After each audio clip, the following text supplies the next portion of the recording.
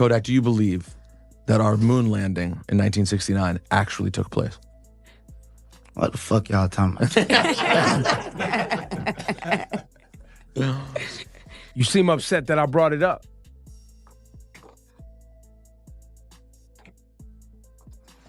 I feel like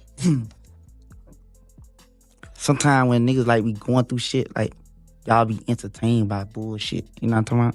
Mm-hmm. So it's like change the subject. I'm finna walk out. We'll change which subject? Just whatever. Like, Well, no, they tried to change the subject. They was talking about the moon landing. That's bullshit too. So talk about something else. Well, I was saying, I think... We don't have to talk about nothing else. We could be done right here. All right, I'm gone. Say less. I don't know. People don't tell me what to talk about on my show. Huh? I got the lyric. It said, "I changed my life tonight if Donald Trump reduced my sentence." He not only reduced his sentence, he pardoned you. All that good. It's never been done before. Yeah, how did that happen? Like, you in the cell and they just said... He Gemini again. He a Gemini, like, his birthday 3 days after my... And I boy, like, he be vibing out here too. Right. Trump is a Gemini? I didn't know that. Hey. Yeah, I'm a Gemini. Are you Gemini when you're 28th. May 28th. Okay, my 6'11", my 6'11", Trump 6'14". Black, whose real name is Bill Caffrey, looked like walking out of the Niagara County Jail this afternoon, hiding his face behind a fan of money.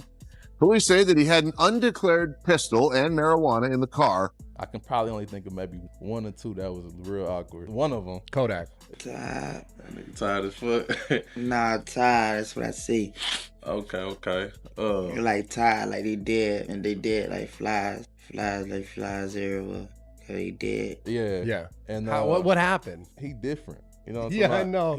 I know. I met him. Yeah, he most definitely the most different person I've been around rapper wise. I would say before we got on camera, we was vibing, we was laughing, cracking jokes, dancing. Yeah. You know, we lit in the studio.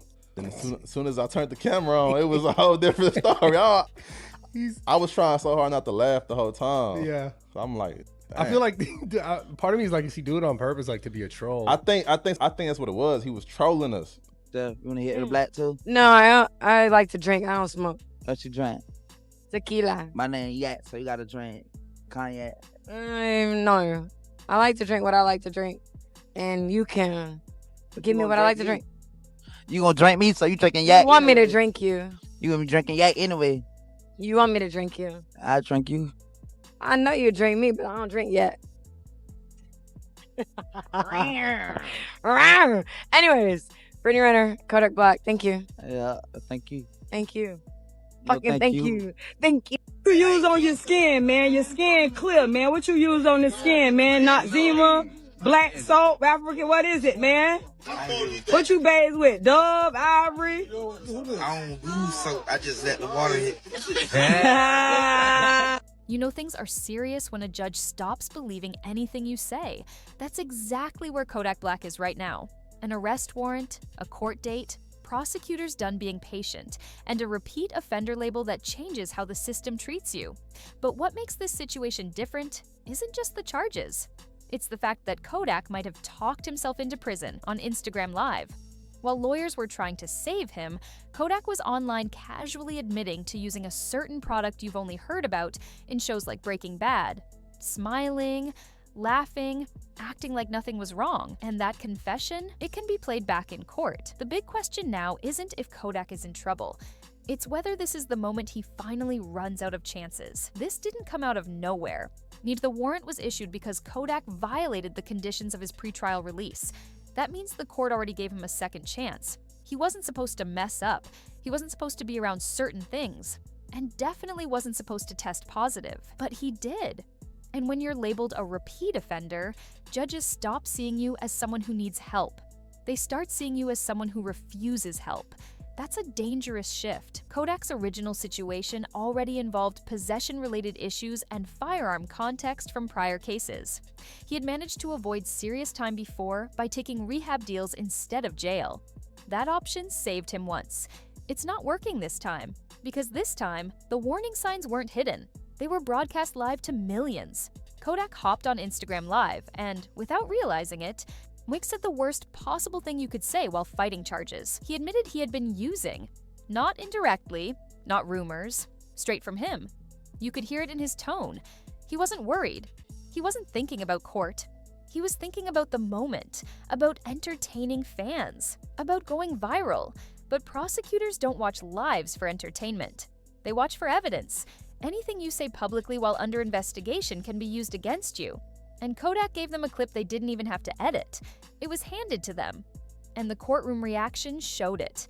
When Kodak appeared before the judge, things went downhill fast. There was talk about a failed test, confusion over samples, a possible mix-up. For a moment, it looked like he might wiggle out of it. His lawyer tried to argue that the results could have been mistaken. Then the judge offered a solution. A hair sample, a clear test, proof. Kodak refused. Instead, he chose to check into rehab again for 30 days. And that decision changed everything. Because to the court, that didn't look like innocence. That looked like someone trying to delay the inevitable. Someone who knew the result wouldn't go his way. Rehab had already been used as a second chance. Choosing it again didn't earn sympathy. It raised suspicion. And prosecutors made it clear. This time, there are no more soft landings. The wildest part? The very next day, Kodak was back on TikTok Live like nothing happened. Laughing, talking, vibing with fans. Like he didn't just walk out of a courtroom where prison time was being seriously discussed. That disconnect is what scared people. Because the internet wasn't laughing anymore. They were worried. Fans started noticing things. Kodak sweating, acting erratic, talking fast, swatting at things that weren't there. Moments that didn't look normal. And this wasn't new behavior. It had been building for months. After rehab, Kodak actually looked like he was turning things around. He dropped a song called Walk. He stayed quiet for a bit, focused on music, gym, self-improvement. People were proud of him.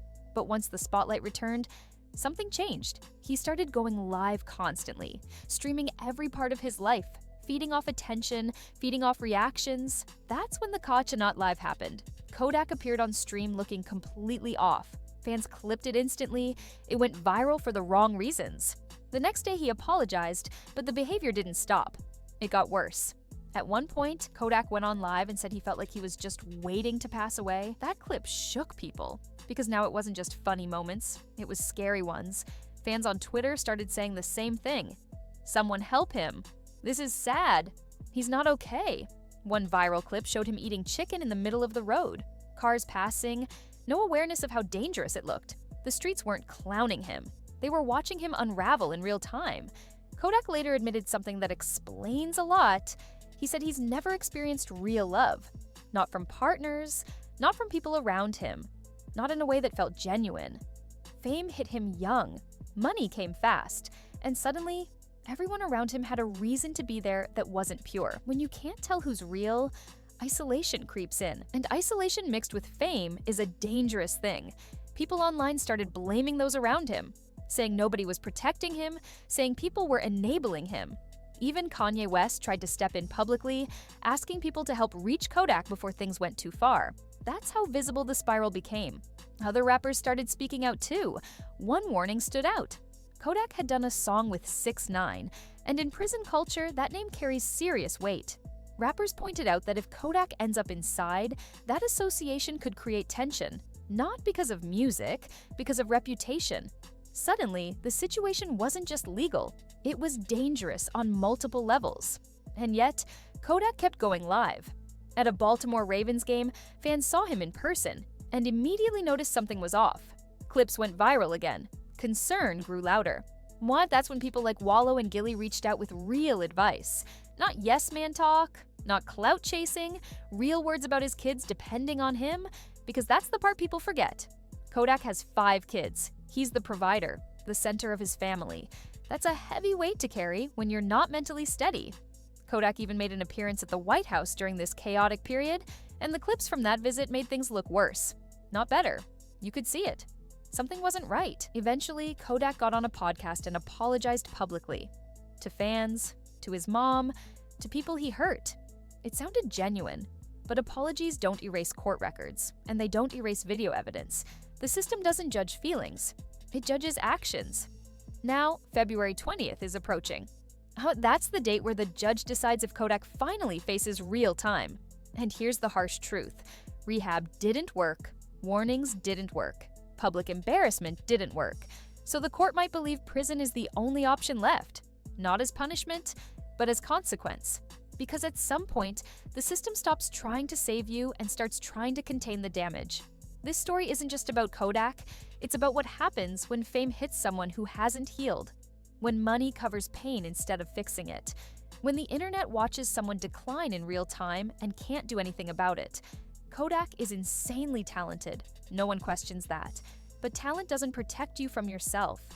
And right now, his own words, his own lives, and his own actions might be the reason he can't escape what's coming. So the real question is this: will prison end Kodak's career? Or will it be the thing that finally saves his life? Before we wrap this up, take a second to think about how fast things can change. One bad decision, one careless moment, one live stream that feels harmless at the time can end up being the thing that flips your whole life upside down. What we're watching with Kodak Black isn't just celebrity drama. It's a real-time lesson on how fame, pressure, and unhealed struggles can collide in the worst way possible. No matter how you feel about Kodak, you can't deny the talent. You can't deny the impact, but you also can't ignore the pattern. And right now, the system isn't looking at his music, it's looking at his actions. This story is still unfolding, and February 20th could change everything. If you made it this far, you already know we don't just talk headlines here, we break down what's really happening behind them. So make sure you hit that like button, subscribe, and turn on notifications so you don't miss what happens next. Drop your thoughts in the comments. Do you think Kodak gets another chance? Or is this the moment the system finally says enough?